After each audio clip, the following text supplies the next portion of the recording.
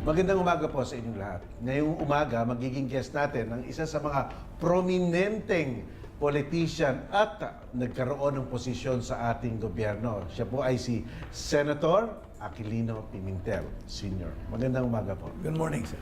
Senator, ngayon po excited ang ating bayan ngayon sapagkat magkakaroon tayo ng panibagong presidente at hindi pangkaraniwang presidente at meron pa siyang iba't ibang mga paniniwala. At ang isa na doon, yung konsepto ng federalismo sa gobyerno. Paliwanag nyo nga sa ating taong bayan kung ano yung konseptong to.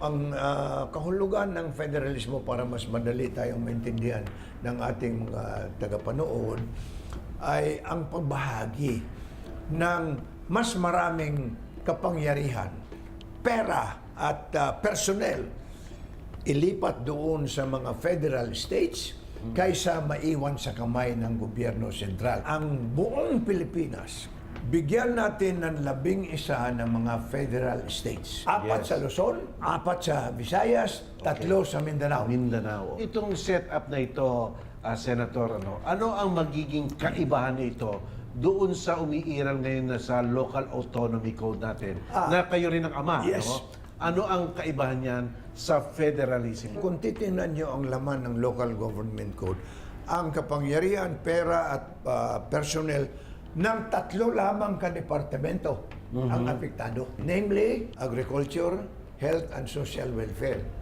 Yung ibang mga departamento, public works, bago ka makagawa ng malaking tulay sa area mo, kailangan pa, oy, Mr. Department Secretary, pwede bang you give us permit to...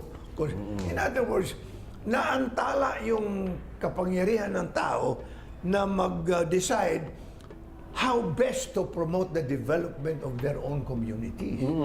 So kung ilipat mo yung kapangyarihan na yun doon sa mga 11 federal states na nabanggit na natin, then the people in its locality will decide what is best for them. So dito sa mga iba't ibang mga estado, ano naman ang magtatahi-tahi sa kanila para tayo naman ay isa pang single unitary country na tinatawag? Okay.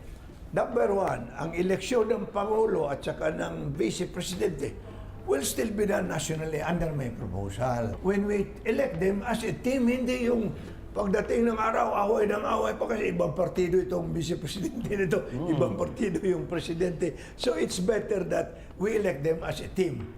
Judicially, we'll still have one Supreme Court. Bawat federal state magkaroon na ng branch of the Court of Appeals na doon ilagay so that hindi na kami pupunta dito kami mga taga-Mindanao kaso. Ano ang kaibahan nito doon sa tinatawag na parliamentary? Okay. Sa isang parliamentary form of government ay ang mga miyembro doon, like in our case, we have a 2-house Congress, the Senate and the House of Representatives. Yes. Sila lang ang mamili ng sinong magiging presidente rito o leader ng bayan in a parliament who usually would be a prime minister. Among themselves, hindi na kasali ang taong bayan doon. Ang role lang ng taong bayan, pipiliin itong mga congressmen o members of parliament and in turn, the members of parliament elect the leader of the nation. Yung ano po, yung pangamba ng iba na baka itong mga states na to, magkaroon na talaga ng lubusang kapangyarihan makipag-transaksyon sa ibang mga countries. In my opinion, yung punto ng saligang batas about treaty-making power, nasa akuan pa rin yun.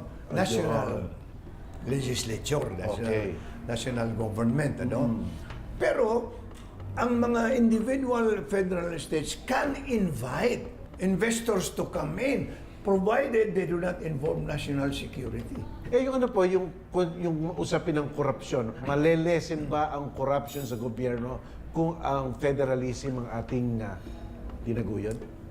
Ang laking paniniwala ko na maaaring bawas-bawasan. Now, I want to emphasize na ang federalism is not the solution to all the ills of the country. Hindi naman ganun.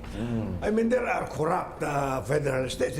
But, I'll give you a specific example. Ngayon, under the present highly centralized system that we have, kung ang isang regional director magnanakaw, doon ma-assign sa amin, do you think we can remove him? pupunta pa kami sa Manila, sir. Tanggalin nyo nga ito. Pag nanakaw na regional director. Pero kung may federalism tayo doon, mga taong mismo, pwede lang sipain itong lokong ito. Okay, maraming salamat, Senator Pimentel. Thank you. Be sure to come back. Use 5 everywhere. Copyright 2016.